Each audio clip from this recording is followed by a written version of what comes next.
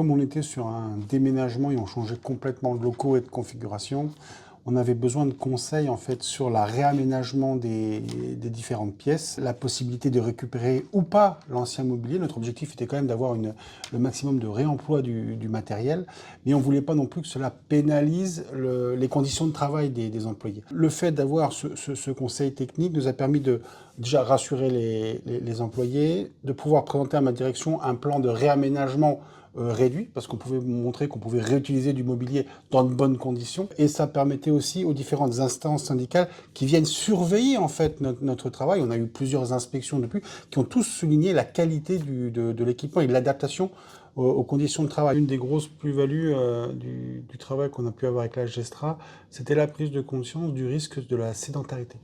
Voilà, et c'est devenu un peu mon leitmotiv, la lutte contre la sédentarité. Oui, je compléterai en disant que l'ergonome était quelqu'un qui faisait pas partie de l'équipe, qui avait une très grande capacité d'écoute et qui, comme le dit Christophe, avait une vraie plus-value en termes de conseils techniques au niveau de la santé au travail. Moi, je voulais souligner le travail qui a été fait justement d'adaptation aux besoins des salariés. Voilà, ça n'a jamais été imposé, ça a été discuté en équipe.